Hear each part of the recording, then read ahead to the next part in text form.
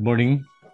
Before we proceed, allow me to read a passage of scripture sa Joel chapter 2 verse 13, and it reads, "Come back to the Lord your God. He is kind and full of mercy. He is patient and keeps his promises. He is always ready to forgive and not punish." May the Lord bless the reading of His Word. Tayo ay manalangin. Dakilang Diyos, maraming salamat sa muling araw na ito, araw ng Lunes. Narito po kami sa pagpapatuloy ng aming pong pagsasanay, paghanda sa bawat isa para sa darating na DOH examinations. Salamat Panginoon sa nakalipas na mga araw na kami po ay nagkaroon po ng kapahingahan at itinatagubili namin sa inyo ang darating po na mga araw bilang pagpapatuloy po ng aming po activities.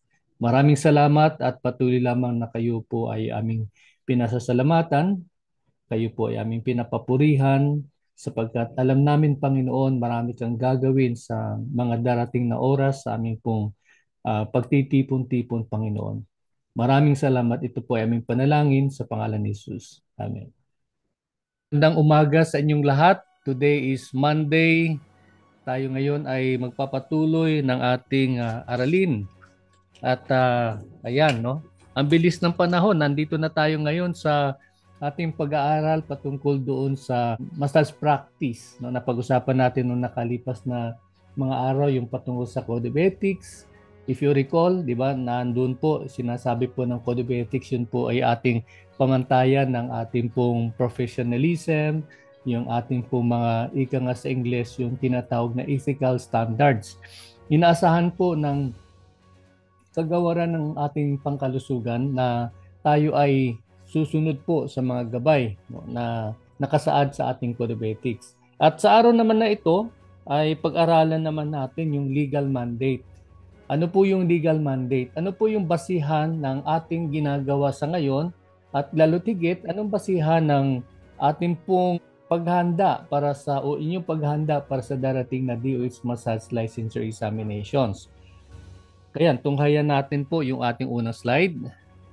Legal basis for the practice of massage therapy. Matatagpuan yung ating discussion mula sa pahina 194 hanggang 197 ng inyong manual. Unang salita natin sa topic na to, no? Sabi rito, to uphold and safeguard the massage therapy profession, it is very important to have an understanding of the laws and directives regarding to massage.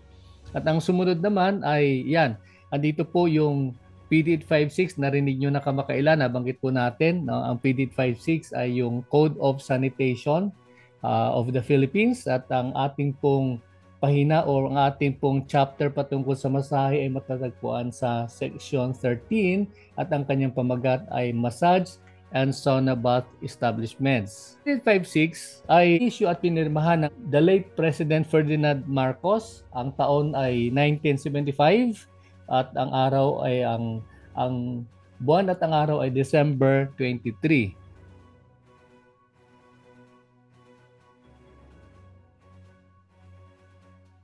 Ayun, ayon sa Section 56 ng nasabing code, it's a method wherein the superficial soft parts of the body are rubbed or kneaded for remedial or aesthetic or hygienic purposes. Okay. So medyo malapit-lapit pa rin po doon sa nauna nating definition, no, ng ating pong salitang massage. Meron po siyang sariling katawagan. And then ang sumunod naman, ang massage clinic ay ang kanyang katawagan ay ang definition nito ay it is an establishment where massage is administered to customers. Kung inyo mapapansin, ang mga terms medyo hindi na natin masyadong ginagamit, no? Halimbawa, yung masseur. Ang masseur is a trained person duly licensed by the secretary or his authorized representative to perform massage and to supervise massage attendance. Mamaya pag-usapan natin bakit merong ganong klaseng gawain. After yung masseur kanina, meron tayo namang definition ng isang massage clinic attendant. Massage clinic attendant is a person or a trained person duly permitted by the secretary or his authorized representative to massage customers under a masseur. At ang sumunod is sauna bath establishment. It is an establishment where customers are exposed to steam which is generated by sprinkling water on hot stones.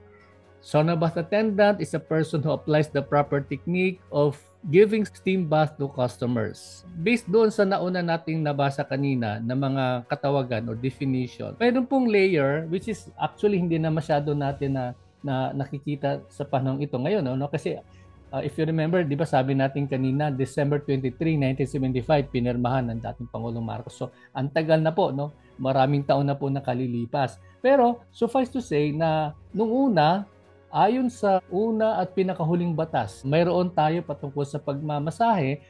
Ang layer po ng pagmamasahe ay nahahati sa dalawa. Mayroon pong tinatawag na masseur, which is licensed based on definition, and then meron pong massage attendant. Okay. Si massage attendant ay ayon sa PD 56 na ito ay sila ay hindi necessarily licensed ng DOH pero meron po silang kakibat na certificate of training. Okay. Sa ngayon po wala na po tayong ganong layer, no? Lahat po considered na tayo kung tayo po ay may lisensya LMT, ganun na po sa spa setting wala na po tayong ganong layering, no? Unlike nung unang araw. Kaya pag na-encounter nyo po ito, ibig sabihin nun, ito ay ayon sa PD 56 at later you will find out na mayroon namang may mga bago o panibagong patakaran ang DOH when it comes to the classification po ng mga manggagawa sa spa. Permit. Ayan po, no, sa section 16 ng chapter 13 ng PD 56. No person or entity shall operate a massage clinic or a sauna bath establishment without first securing a sanitary permit from the LHA. Ano pong LHA? Ito po ang Local Health Authority. Ano po yung mga requirements? No? The following requirements shall be enforced. Massage clinic ay kailangan yung reception and office room shall be properly lighted.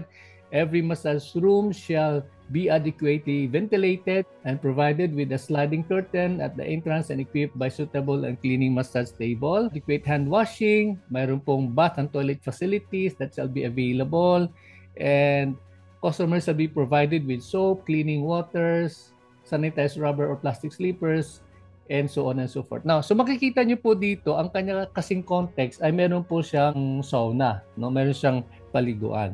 Now, you might be wondering, ba't natin pinag-uusapan to? Para malaman po natin kung saan po tayo nagsimula, no? Ano pong pinagsimula ng ating pong industriya ng pagmamasahe based ito sa PD 856 at ano naman po later makikita na po natin ano naman po ang modification, ano naman po ang pagbabago na mayroon tayo at ito naman ay ayon sa pagkakaroon po ng kagawaran ng pangkalusugan ng revision, no, na implementing rules and regulations. So walang batas na panukalang batas na na-implement na bago, pero nagkaroon lamang po ng pagbabago doon sa IRR or yung implementing rules and regulations ng PD 856 Chapter 13. Personal naman, yung mga requirements ay ito, sabi nga dito, yung masseur, kailangan may certificate of registered masseur, massage therapist, na na-issue po ng CAM, no, nung araw kasi CAM ang tawag, pero ngayon CAMT,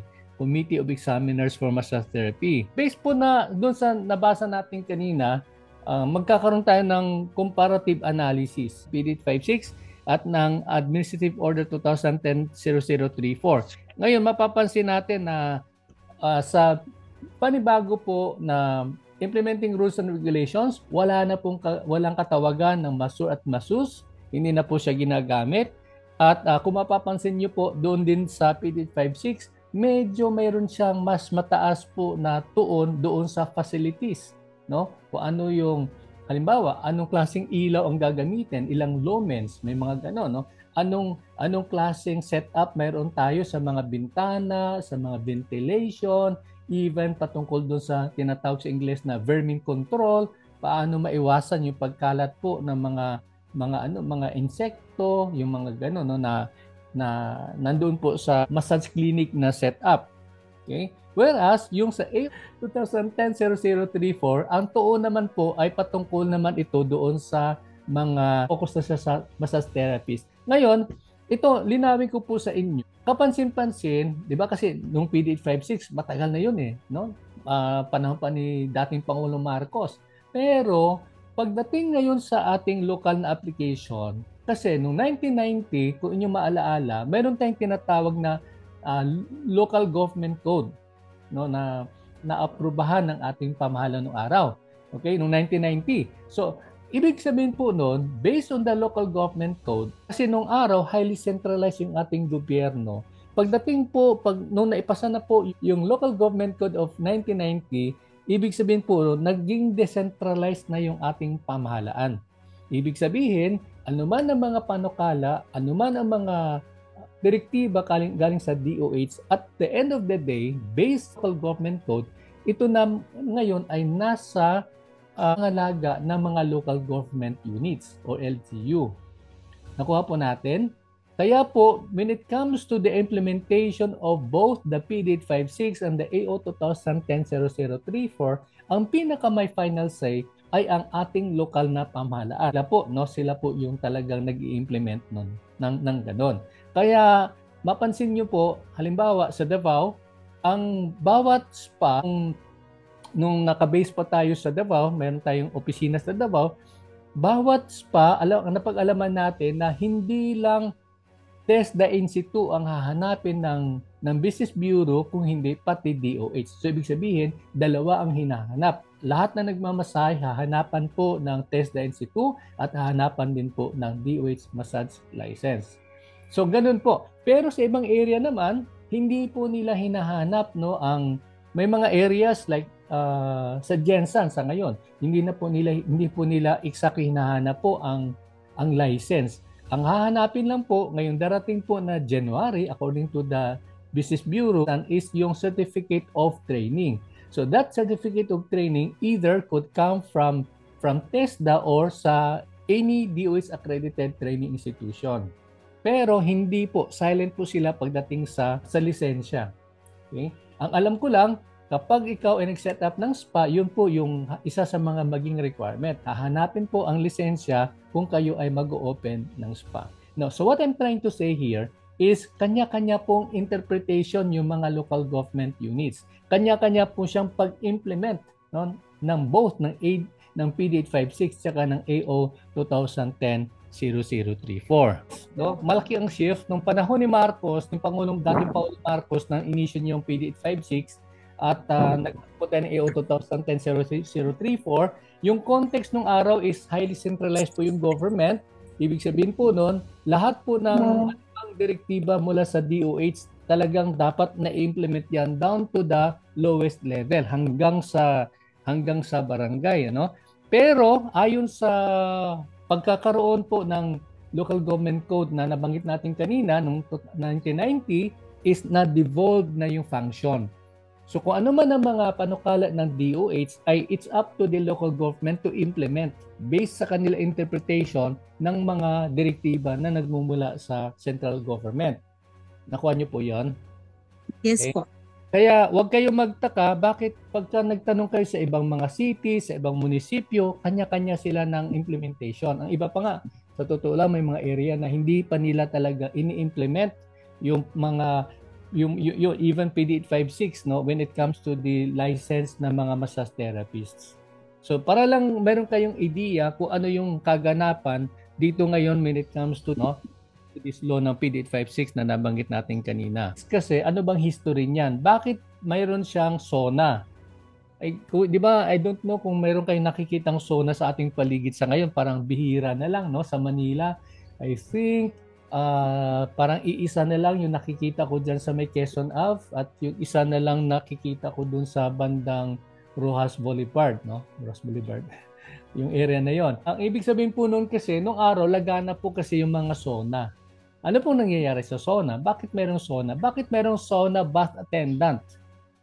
Kasi ang SONA, I don't know if you're familiar sa setup nila, ang SONA kasi, meron kung ang isang spa ay nag-offer ng ganong service, meron talagang nanghihilod doon sa mga client. Yung nandyan sa may Pasay na napansin ko nung kamakailan, meron tayong isang group dyan na nag-LNT at nakita ko yung setup. Kapag ikaw ay sauna bath attendant, ang role mo ay kung mayroong client na mag-avail ng sauna bath service, isamahan mo siyang paliguan. Okay? Kaya ang kanilang attire, hindi po sila naka-scrub suit. Walang sauna bath attendant na naka-scrub suit. Ang suot-suot ng sauna bath attendant ay puting t-shirt tsaka puting short. Ayan. Okay. Short 'yon, no? Hindi mahabang short. Shorty shorts. Okay. Kaya medyo cute yung kanilang setup, no? Cute yung setup nila. Ganun po 'yon. Ayun. Kaya lang wala na ngayon, 'di ba? Wala na tayo masyadong nakikitang ganun setup. Ngayon bigyan ko rin kayo ng background. Bakit? Pag titingnan mo kung sino yung bumuo ng sila yung sinong tumulong doon sa pag-craft ng ating pamahalaan ng araw ng PD856, karamihan sa kanila ay mga ganung kanilang ang setup. I don't know if you've heard dyan sa may Quezon Avenue nung araw, mayroon pong tinatawag dyan na Maharlika. Okay? At dahil sabi ni Marco, sandali, bakit Maharlika ang tawag nyo dyan? Ang service po nila, masahe, at may balita pa rin na mayroon po silang extra service. Kaya si Pangulong Marcos nung araw, very particular kasi sa pangalang Maharlika. Kaya I don't know what happened, binago, nabago yung pangalan from Maharlika, yun na yung tinatawag ngayon na Maalikaya. Okay, sino sa inyo nakakita po noon o nakaabot nung lugar na yon? Kasi parang wala na ngayon yung Maalikaya sa Quezon Avenue. Marapit po sa may bandang timog. Wala. Sige po. Wala, hindi po namin alam, sir. Hindi ko po alam. Si Attorney Edith, naabutan mo ba yung Attorney Edith? Tahimik si Attorney Edith, baka busy. Okay, so mga ganun po yun. Kaya, kung titingnan mo, I'm just trying to give you a backgrounder na PD856 chapter 13. Halos lahat nung nasa listahan, kasi when I look at it in the past, mga many years ago, nakita ko po halos mga kapareha po na Maalikaya, may mga sauna bath, yung mga ganun. Ganun po yung mga serbisyo po nila. Ayan. Kaya mas mataas ang emphasis nila doon sa facility rather than doon sa mga manggagawa. Yes, Donna. Sir, sa exam po ba, mapapasama pa rin din po ba ito? Yung topic niyo? Kasi I'm not very sure ano po. Okay. I'm not very sure kasi call ng DOH yan eh. Hindi naman natin alam kung ano ilalabas sa exam. Okay po. Binibigyan ko lang kayo ng background doon sa PD856 na yaan para makita natin yung connect mula doon sa nung nakalipas po na batas at yung kasalukuyang AO na ating sinusunod. Okay, sir. Thank you. Yes. Donna. Si Daryl, yes, do you have anything to ask? Yes po, sir. May table of specification po ba during sa exam? Ano po? May table of specification po. Okay. Medyo advanced ka sa exam kasi, no? Pero kung ang tanong mo about sa exam, ganito lang po. Number 1, ang exam ng DOH is multiple choice, 100 items, and then, but the content, yung nila, hindi natin alam. Ang akin lang is, yung nakalipas na exam nung June, nabalitaan ko, wala masyado silang discussion about anatomy, physiology, and microbiology. First time po nangyari po yon, at ang focus nila is about more on the practice of massage. Kaya uneven application, doon sila masyadong nakatuon. Pero that seldom happens. Kasi karamihan ng exam ng araw, mas mataas yung pagtatanong ng DOH doon sa anatomy, physiology, and microbiology. Kaya we could never tell kasi call po ng DOH po yan kung ano pong ilalabas nila sa examination. Nasagot ko yung tanong mo, Daryl? Thank you po, sir. Okay, sige po. Jeanette, anong tanong mo, Jeanette? Yes, sir. Opo, konting correction lang po, sir, tungkol dun sa slide nyo kanina. Kasi nakalagay po dun is section 56 while sa manual section 59. Okay. Sige po. Yun lang po. Okay, sorry po. Oo, konting correction lang, sir. Thank you po. Nagkamali yung computer. Okay. Sige po. Okay lang po. Sige, at least alam nyo pa yung background. kung saan po nagsimula at ano po yung mga pangyayari nung araw. Pero pagdating po sa examination, I'm not very sure. But still, I cannot say na walang lalabas. Kasi minsan, lumalabas, for example, specific date. Kailan pinirmahan ni Pangulong Marcos yung PD 56, yung ganon. Lumalabas yung ganon detalye. Pero like what I said, ito kasi ay tipo na siyang objective, no? Objective type of exam. Kaya lang nagsishift na po siya unti-unti doon sa massage application or doon sa situational type of examination. DOH Administrative Order 2010-0034, pages 198 to 207 ng inyong manual. Ito ang kanyang pamagat ay Revised Implementing Rules and Regulations Governing Massage and Sauna Bath Establishments. And ang ating learning objective is for you to be able to know, na-mention na natin kanina, ano yung difference or similarities ng PD 856, Section 13, at ang AO 2010-0034, and for you to be able to understand the basic qualifications. If you want to become an LMP, ano yung mga basic qualifications na hinahanap ng DOH. And then, of course, ang grounds kung kakailan, probably, no, pwedeng ma-revoke yung ating massage license. Ano yung mga grounds para ma-revoke yung ating massage license.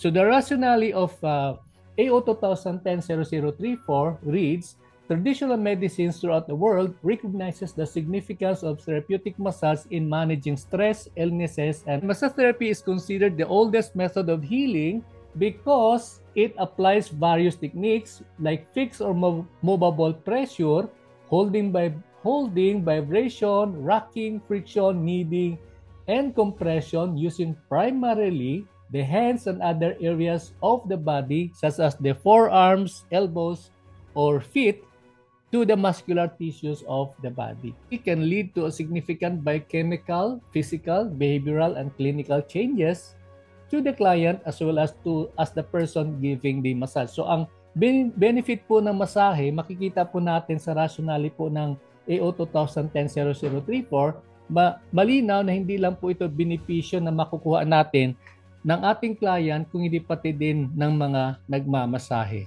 To effectively carry out the provisions of Section 13 of PD 856, the DOH created the Committee of Examiners for Massage Therapy or the CEMT to regulate the practice of massage therapy. Kaya kanina narinig natin, di ba, Committee of Examiners for Massage noong based doon sa AO o sa PD 856. Pero under AO 2010-0034, naging CEMT. So may karugtong na po siya. Committee of Examiners for Massage Therapy. Ang committee na to, sila ang mga nangangasiwa lahat ng mga bagay patungkol sa licensure examinations. Hence, to ensure that only qualified individuals enter the regulated profession and that the care and services that massage therapists provide are within the standards of practice.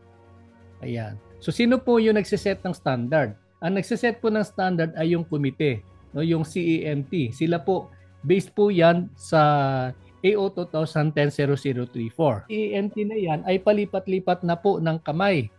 Ibig sabihin po noon, kaya medyo maraming mga nandito sa provisions po ng AO 2010-0034, maaring hindi po exactly na i-implement. Halimbawa, ayon sa AO 2010-0034, na ang schedule ng exam ng massage is done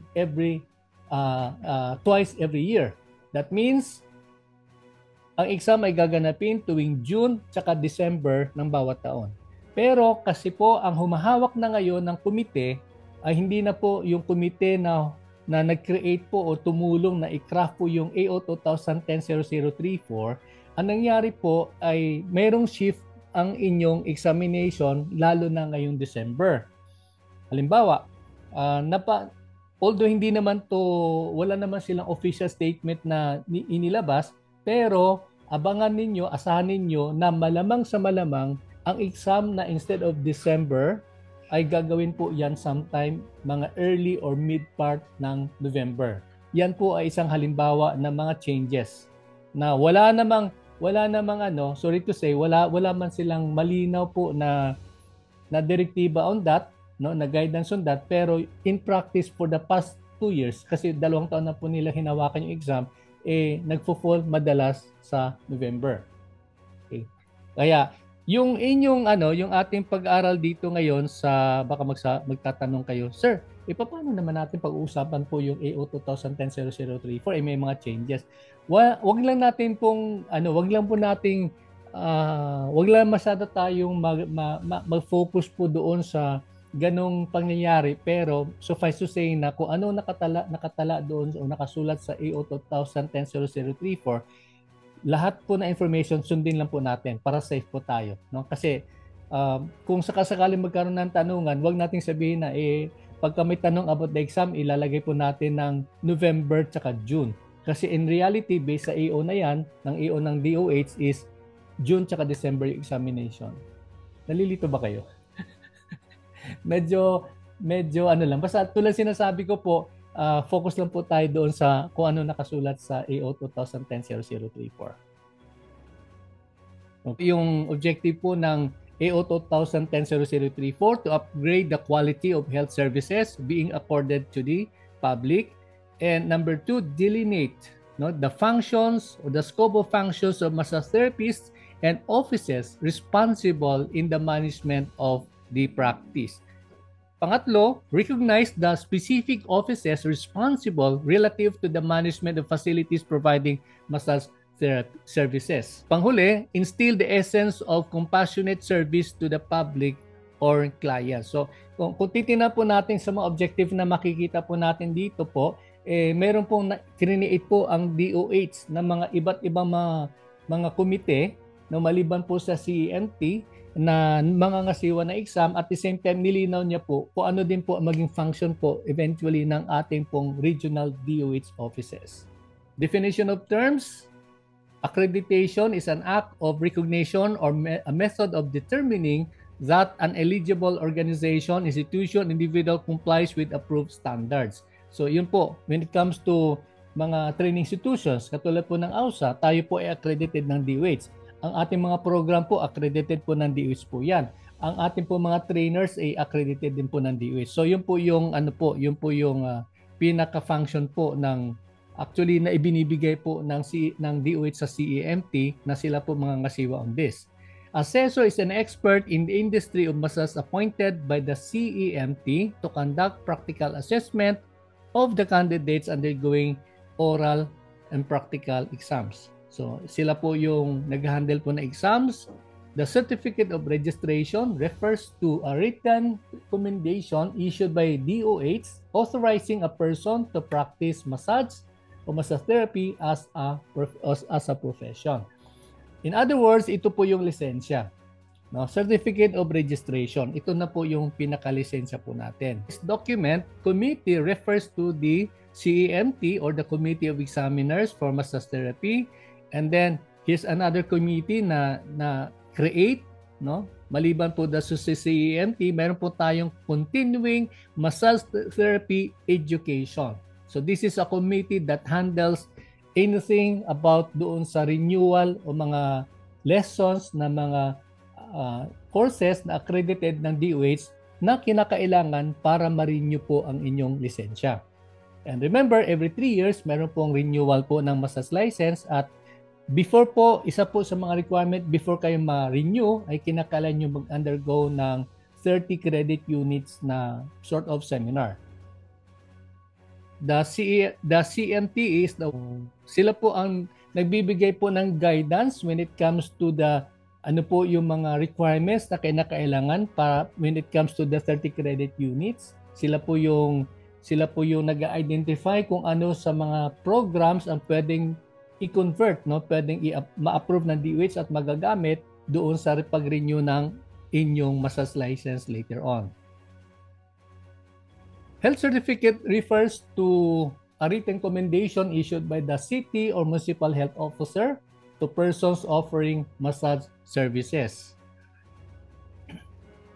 And this is after passing the requirements, kung ano yung required na physical and medical examinations, which includes the requirements on immunizations, the X-ray examination, and stool, and other required examination. Now, I would like to point out na yung ating health certificate, inyong health certificate, tulad nung sinasabi natin, effect ito ng interpretation about local government when it comes to issuance po na inyo pong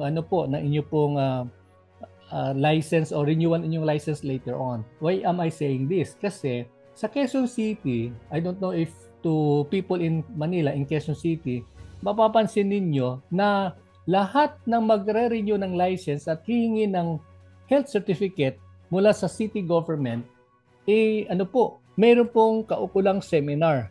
At ang malungkot, nagdaragdag doon sa issue po ng stigma po sa nagmamasahe po sa Quezon City. Kasi po, nilalam po ang lahat ng mga LMT na magre-renew ng license doon sa grupo o hanay ng mga CSW. Ano po yung CSW? Commercial Sex Workers. Ulitin ko ha. So kaya wag kayong magtaka kung kayo ay nasa Quezon City at kailangan niyo mag-renew ng license, 'di ba? Kailangan niyo magkakaroon po ng health certificate. So pupunta kayo sa City Hall. Pag pupunta po kayo roon, wag kayong magtaka at mapabilang kayo doon sa mga commercial sex workers. And it only happens in Quezon City. Kasi sa Manila and other areas, in Davao, in Jensan, wala akong nababalita ang ganong setup. No? Kaya again, dito po na pumapangibabaw na ang local government ay may kanya-kanya silang interpretation regarding doon sa national na mga direktiba. Licensed massage therapist refers to a trained person who passed the licensure examination for massage therapist and a holder of a valid certificate of registration. Pag sinabi natin valid certificate of registration, ibig sabihin po noon hindi po siya lumagpas doon sa expiration period, no? Hindi po siya nag-expire. And massage therapy refers to a system of manual assessment, evaluation, and application techniques used in a scientific manner. Included in the techniques is the external application of water, hot and cold stretching, passive, active joint movements within the normal ROM. So mapapansin po natin, wala na po mention about the sauna bath. No, wala na po mention about the sauna bath attendance and so on and so forth. Sige, habang hinahanap ko yung slide natin, do you have any clarification or may mga tanong po kayo? Sir, is it true sa Quezon City legal ang pagiging sex worker? Yes, sir. Yes, sir. Yeah, yan nga po yung sinasabi po natin. Gusto ko na lang, ito very interesting kasi ito na. Curious lang po ako. Ngayon ko lang po kasi narinig yan. Oo. Yun nga yun eh. Actually, when we were still operating sa Quezon City, ang AUSA kasi nandyan sa Quezon Avenue nag-ooperate nung araw. Yun po yung ating po nababalitaan na hinanay po nila when it comes to the renewal of your license, kahanay po natin yung mga commercial sex workers. Kaya nagulat ako noon, nagre-renew po ako dyan sa Quezon City. Pumunta ako doon, sabi nila, sir, mag-seminar po muna kayo. Merong seminar sila eh. Pag magre-renew ka ng license, merong seminar. And then pagpasok ko roon, hala, pawang mga sexy yung mga katabi ko. Talagang oo, yun pala, yun po yun, mga commercial sex workers. Kasi sila din po, may regular, din po sila, may regular seminar, may mga ganun-ganun din po sila. Wow. And, kaya wag kayong magulat. Ang ginagawa ko na lang, later, nung nag-renew na po ako uli, in-skip ko na lang yung Quezon City. Doon ako pumupunta sa Manila. No, doon ako ng mga requirements ko sa Manila, hindi na sa Quezon City. Kasi, medyo nakapangilabot eh dahil yun nga Kaya nga shocking nga sir eh. I was shocked. Nasa hanay po tayo ng mga commercial sex workers. Wow. Pero it only happens sa Quezon City sa totoong buhay, no? Kaya yun nga po, sa Quezon City nga po. Oo. Meron pala dito sa atin. I see. Thank you sir sa information. Po, Jeanette, salamat. Yes, Nandi. Yes. Si Nandi, go ahead. Yes po. Ay sir, when it comes po sir sa sa medical certificate na kukunin po namin sa government, ano po yung basta po sa government. Ano po yung di ba po niya ano nga yung requirement na kailangan ng X-ray. Yun to lang sinasabi natin, every LGU may kanya-kanya naman silang paraan ng pagbibigay ng certificate. Yung iba, pwede kang pumunta sa barangay health clinic, wala nang hassle noon, titigan ka lang mula ulo hanggang paa, sabihin ng doktor, okay ka na, healthy ka naman. Yung may ganon. Yung iba naman, may iba naman na for examination QH, ganun. Oo, naghanap naman sila ng halimbawa, hanapan ka ng X-ray, hanapan ka ng stool, hanapan ka ng kung ano-ano, maraming hinahanap.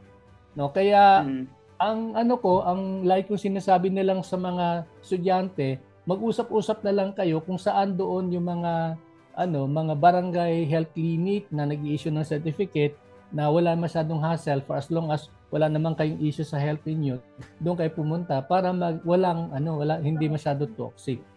Yun lang po, wag lang kayong pumunta sa any private hospital or any private doctor.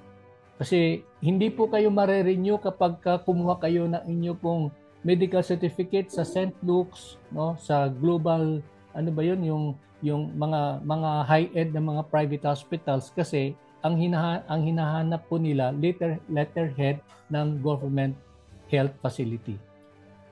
Ayun po. Sa any government. Opo. So, Thank you po. kanya-kanya po yan siya. Kaya yung sinasabi natin, medyo malilito ka ng konti. Kasi iba-iba sila ng, iba-ibang, bawat LGU, bawat barangay, iba-iba yung requirement na hinahanap. Go ahead, Roger. Yes, sir. Yes, sir. Para ma-attend mo na, sir. Oh, yes.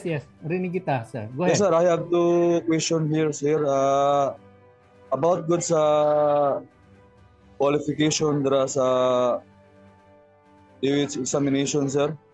Opo, go ahead. Oo.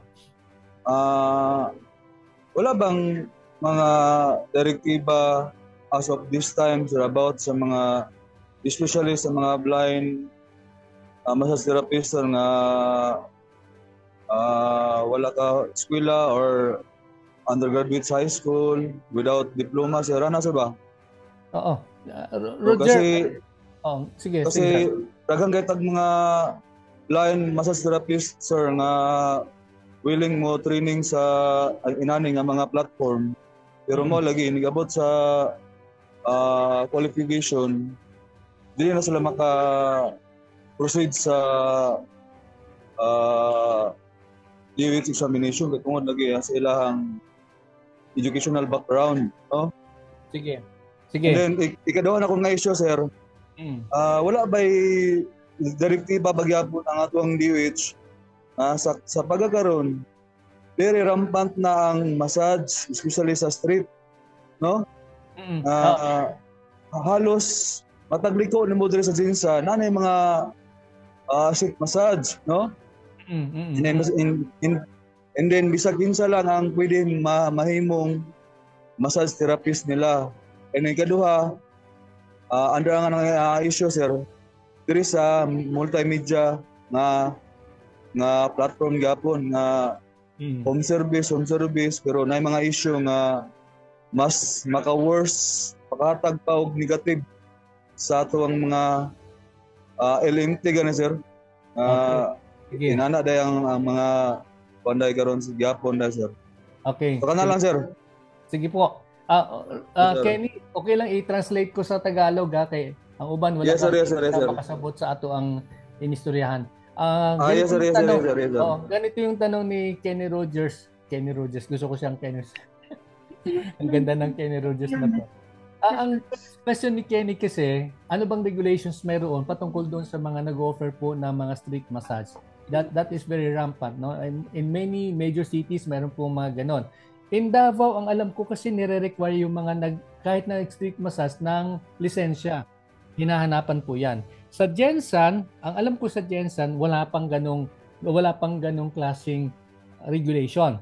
Kaya lang, tulad ng sinasabi ko, yung regarding doon sa issue po na gumagawa ng street massage, kailangan po eventually, nasa local government na rin po yan uli eh. Na bumabagsakin sa local government kung anong gagawin ng local government with regards to that. No? Kasi hindi natin yan gawin. Ang regarding doon sa concern ni Roger kanina, what about the visually impaired, ng mga blind na mga massage therapist na gusto mag-license pero kapos sila doon sa minimum high school diploma requirement? Yes, that's a very good point. Actually, ang history po ng pagkakaroon ng mayroon pong panahon sa during the exam, during I think that was in the mid-19 time na nagkaroon po ng tinatawag na grandfather's clause. Ano pong ibig sabihin ng grandfather's clause? Ang ibig sabihin po ng grandfather's clause, in-exempt ng DOH lahat ng mga blind, lahat ng visually impaired na walang high school diploma. Ibig sabihin, kahit na ikaw ay elementary graduate o elementary student or undergrad ng high school, inalaw po nila po yon. Yan yung sir ang sinasabi po ng nung time na yon na sinabi po ng DOH na mayroon, sige, magbigay tayo ng grandfather's clause, but that was for a year. Isang taon lang po yon. Pagkatapos doon, balik na naman po sa yung requirement po ng high school diploma. Ngayon po, may kausap po tayo sa Baguio. Sa Baguio po, meron po isang grupo po ng mga visually impaired na magti-training po sila under sa DSWD. Ngayon, ang sabi po ng taga DSWD, sir, paano naman po yung mga gagraduate sa training tapos hindi po sila makapag-exam kasi wala pong high school diploma. Ngayon po, ang suggestion ko po ganito. Sabi ko sa kanila, ma'am, why don't you request DOH na i-allow uli yung grandfather's clause, ibalik yung grandfather's clause para hindi maging kasi ang claim nung araw kasi ng ibang hanay po ng mga visually impaired is napaka anti-poor ng ganitong provision. Kasi paano naman yung hindi nakapagtapos, paano naman yung mga PWD, yung mga ganon. So inalaw po nila. So kung sakasakali, Roger, yung mga kasamaan mo ngayon, yun nga yung sabi ko, ipag-pray nyo na kung maglilid po ng ganitong initiative po ang DSWD at mag-uusap ang DSWD at ang DOH, baka ibalik po nila yung grandfather's clause. Ibig sabihin, kahit nabulag, wala pong high school diploma, wala pong requirement na gano'n, pwede po ma-exam sa DOH. Okay. Okay yun ha, Roger, nasagot ko yung tanong mo. Yes, sir. Pag-pray nyo lang Thank you po. for that, sir. Ngayon po,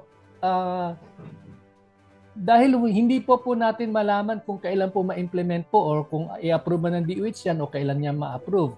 Ngayon, ang ginawa po ng AUSA para ma-address natin yung need na kahit na hindi po nakapag-tapos ng high school at nais nila magkaroon ng certificate of training, which is hahanapin na po ng mga local government units effective next year, kaya po nagkaroon po tayo ng dalawang level ng training. One is the basic, another one is the advanced training program. Yung basic na yan, lahat na magtatapos ng basic na hindi qualified mag-LMT, pwede ma-issuehan po ng Certificate of Training. Kaya pagsitahin po kayo ng inyo pong local government unit, ng inyo pong business bureau, may papakita nyo po, sir, meron po akong Certificate of Training mula sa isang DOH accredited institution. Yun po ang purpose kung bakit po nagkaroon na po tayo ng basic training. Okay po? Kaya lang po, Yes, hindi ka makapag-LMT kung hindi ka, yun na po, pag LMT na pinag-usapan sa advanced level po natin, kailangan na po yung mga diploma, kailangan na po yung mga other requirements. Ayun po yun. Kaya we are hoping na marami pong mga even sa hanay po ng visually impaired na wala pong high school diploma, makapagpatuloy ng kanilang hanap buhay kasi meron po silang maipakitang certificate of training. Hello, Sir Benji. Si Roman. Yes, Roman. Go ahead. Sir, yung PD 856 at saka yung administrative order, granted na po. And the reason, isa po sa reason why kailangan po natin ng license is to ma-level up or ma-promote po yung massage therapy and magkaroon po tayo ng kumpiyansa. Yes. Paano po yung Paano po yung sa Quezon City, yung mga commercial sex worker? Wala po bang action ng government about this? Lalo na po ginagamit nila yung massage. Actually, sir, medyo masalimuot kasi yung issue na yan eh. Pagka ginalaw po natin yung about commercial sex workers, medyo masalimuot po na issue po yan. Ang nakakatakot lang, ito atin lang po. No? Atin lang. klase. Ang nakakatakot lang kasi, aminin man natin o hindi, may mga areas po na ginagamit nilang front ang massage for prostitution. Yun nga po. Yun nga po. Kaya lang, tulad sinasabi natin, once na walang as long as walang nagre-react among the public about these things, hindi gikilos yung gobyerno. Yun lang po ang pangit sa government system natin sa Pilipinas. Sometimes po, sir? Hindi naman po. Demokrasya pa rin po. Kasi kaya nga po, mahalaga po na may mag-iingay.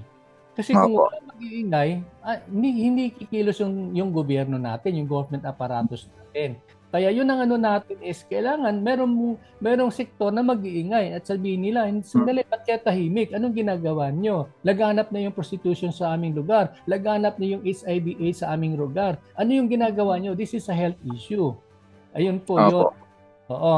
Kaya yun yung role natin, i-educate natin yung publiko, sabihin natin sa kanila o nasa inyong mga kamay kung gusto nyo magpatuloy yung ganitong gawa, hindi, tumahimik kayo. Pero kung ayaw nyo mangyari po ito, ayaw nyo po magpatuloy, then mag-ingay kayo. Ganun lang po yun. At huwag nyong tigilan hanggat hindi nag-react yung gobyerno. Ganun lang po yun natin. Oo. Okay po, sir. Okay po. Oo. Kaya I hope you won't mind, para sa lahat na nakikinig, I hope you won't mind. Tayo po na nandito ngayon, yun na, una sa lahat, galingan natin yung ating ginagawa. Opo, sir. Pangalawa, galingan po natin bantayan po natin yung hanay natin, na hindi po tayo mahaluan ng mga gumagawa ng mga bagay na maging against doon sa ating pinanindigan na Code of Ethics. Opo. Yes, sir. Oo. Kasi kung tayo ay magtulong-tulong, may mangyayari. Pero kung watak-watak tayo at tatahimik lang tayo, walang mangyayari. Bandang huli, magugulat na lang tayo, nilalamon na tayo kung saan-saan, hindi natin alam, di ba? So, yun na po ang dapat tayo na naniniwala sa kabutihan, kagandahan, sa health benefit na pagmamasahe, alagaan natin yung ating industriya. Yes po, sir. Oo. Yes, Okay? sir. Sige po. Yes po. Thank you po. Any other reaction? This is Ernie. Ernie, go ahead. Sir, regarding po sa question ni Kenny Rogers kanina, pero Opo. this question is very relevant sa kanyang question kanina, kung pwede ba yung mga blind na magkaroon ng license for DOH. Pero ang tanong ko naman, sir, as a visually impaired po, actually I am a partially blind. So during the exam, sir, so do we need to bring our personal alalay during the exam, sir? Kasi mahirapan kasi ako magsulat, sir, during the exam, sir. So pwede ba na ang blind magdala ng magsulat during the exam? Yes. Actually, Ernie, kinakategorize nila yan eh. Like yung nangyari sa Jetson. Ano nila? Ikaw ba ay nakakakita o hindi nakakakita? Kasi di ba may partially blind. So pag sinabi niya hindi nakakakita, dito ka na sa kabila. Yung nakakita dito sa kabila. Ngayon, pagka nakakakita po, pwede naman po sila mismo ang sasagot. Pero yung hindi nakakakita talaga, allowed sila magdala ng reader. Reader ang tawag nila doon eh. Okay. Babasa at kung ano yung kunwari, letter A, B, C. Ganun naman yung coding noon eh. Anong sagot mo? Letter A. Kung ang sagot mo ay B, ganun lang yung ano mo, yun ay isusulat ng reader. So mayroon po kayong kung hindi totally blind po, allowed po kayo na inyo pong reader. Yes po, sir. Sige. Yung follow-up question ko po, sir, I am a college graduate student. No, I am a college level po. So first year ako sa college. So ang qualified ba na dalahin during the exam is yung high school diploma lang po? TOR pwede na. Kung nag-college ka po, transcript of record pwede na po. Okay po. So thank you po. Yun lang naman ang tanong ko. Thank you so much. Sorry Ernie. Kung kayo ay college level na visual impaired, huwag kayo magsasubmit ng diploma. Kasi number one, mahirap po mag-produce ng CTC ng diploma. Kaya kung kayo may TOR na po. Kasi ang TOR, madaling kunin po yan eh. Madali po mag-produce ng TOR. No? Although sabihin ng DOH, wag nyo bigay sa amin yung original, ibigay nyo yung certified true copy. Ganun din, madaling kumuha ng certified true copy ng TOR sa inyong mga college schools na pinagmulan. Okay. So, thank you so much for that answer po. Sige po. Anything else before we go? Raymond, sir. Yes, sir. Sir, may katanungan lang po ako, sir. Yes. Sa lahat yung mga nandito, sir, pagdating na nga na, oral exam at saka yung examination, saan kami pupunta? Saan kami kukuha? Sa every affected area or mayroon lang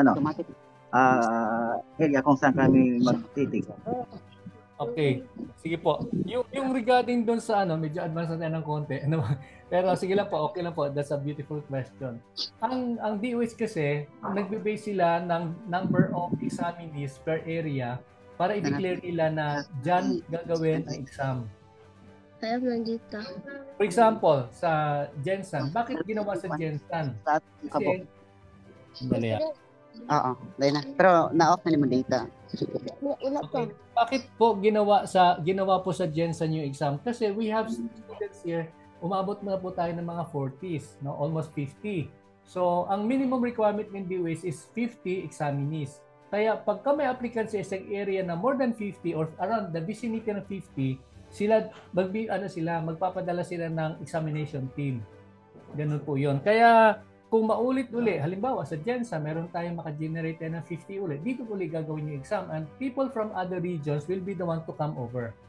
Pero kung mas marami po sa Davao, halimbawa sa Davao by November or December, mayroong mga examinees doon ng mga 50. Then lahat ng taga Jensen pupunta ng Davao para ma-exam.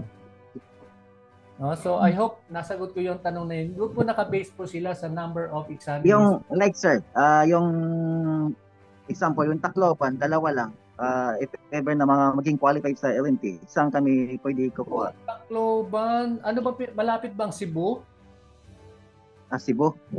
Oo, either Cebu, Boracay, mga ganun yun. Kung ano may malapit ng na maraming concentration na examinees, doon po yun Like, yun nangyari po sa atin, we have students from Negros the last time, pero ang pinakamalapit nila, kasi dadalawa lang sila sa Negros, ang pinakamalapit is Bohol, pumunta sila ng Bohol, doon sila na-exam. Awa ng Diyos, pumasalit silang dalawa, hindi sila bumagsak. Sir, sa Manila po. Manila is Manila. Sa DOH Manila Sir, po. Pupunta pa kami dyan pupunta pa po ng Jensen. Hindi po. Manila is Manila talaga. Wala po. Historically, sa Luzon, Manila po, normally. Okay. May salamat. Manila, I should say. DOH Manila. Okay. Thank you, sir. Malaki yung auditorium, dormitory. Malaki yung auditorium ng DOH Manila. Kaya doon po ginagawa both the written and the practical exam. Simultaneous yan, sir, na examine? Hindi po. Minsan kasi yung nangyari po ngayon, last exam ng June, nauna po ang Visayas Mindanao and then nahuli po ang Manila. Yan lang. Yan. Kaya akala ko, ito naman tandaan nyo. Ang exam nung hindi magkasabay, pero it came out na hindi pareho yung nilabas na exam. Kasi yung Visayas and Mindanao, talagang tuwang-tuwa yung mga estudyante natin kasi napakadali na exam. Pagdating sa Manila, iniba yung exam. Medyo mahirap ng konti. Pero awa ng Diyos, mataas pa rin yung passing rate ng AUSA sa Manila. So, analytical yung exam, pero magkaiba pa rin. Kaya lang yun ang sinasabi natin, sasanayin namin kayo dahan-dahan na matuto mag-analyze. Kasi yung exam kasi more on the analysis sa ngayon eh. More on titinan ng DOH, paano mo ina-apply yung natutunan mo sa pagmamasahe in a practical setting. Parang ganun siya eh. Kaya kailangan natin matuto tayong magkaroon ng yung analysis, no? I don't know if you've heard yung sinasabi ng DOH dati na yung HATS saka LATS, no? Yung HATS is the higher order thinking skills, saka yung LATS is the low order thinking skills. Yung parang gano'n. Kaya mas dapat lahat kayo matutong maging HATS, no? Higher order thinking skills. Ibig sabihin nun, marunong tayo mag-process ng information at i-apply natin yung tama based sa ating analysis. Yung gano'n. Okay, so na po tayo. Sige po. Yes, last question kasi sir, sa examination ba sir, mag-a-actual ka na magmamassage? Dalawa po yon. Meron po yung theoretical, written po siya, and then when you pass that theoretical, then saka kayo mag-oral practical.